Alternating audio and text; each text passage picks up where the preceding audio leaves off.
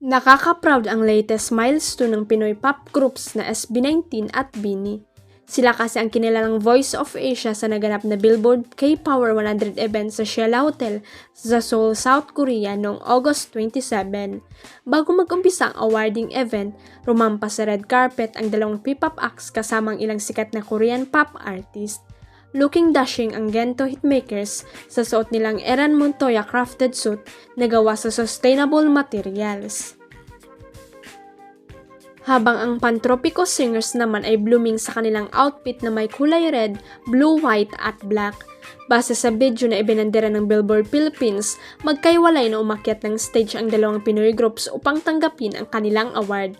Nagkaroon rin sila ng acceptance speech upang pasalamatan ang lahat ng fans, mahal sa buhay at mga sumusuporta sa kanila. Ayon kay SB19 Josh, ang award ay handog nila sa buong P-pop movement. Nabanggit pa nga nila ang BINI sa talumpati na kasalukuyang gumagawa ng pangalan sa industriya. This award belongs not just to us, but to the entire P-pop movement, OPM, and of course, to every Filipino who shares their creativity across Asia and the world, sabi ng P-pop star.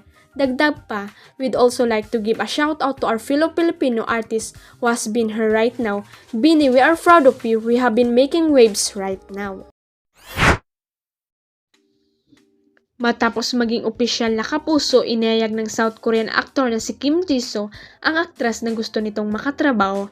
Sa press conference nitong Miyerkules, matapos siyang pumirma ng kontrata bilang sparkle artist, sinabi ng South Korean actor na hangad niyang makapareha sa proyekto si Barbie Fortesa.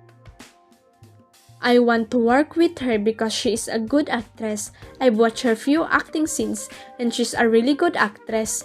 Ayon kay Kim Jisoo, napapanood ngayon si Barbie sa GMA Prime series Pulang Araw bilang si Adelina de la Cruz na isang vaudeville actress at kapatid ng karakter ni Alden Richards. Bukod kay Barbie, nais ni Kim Jisoo na makatrabaho si Ruru Madrid. Bagaman nakasama siya sa Black Rider, hindi raw sila nagkaroon ng eksena ni Ruru. Sa nakaraang panayam, inilarawan ng Korean actor na cool si Ruru na nais niyang makasama sa proyekto.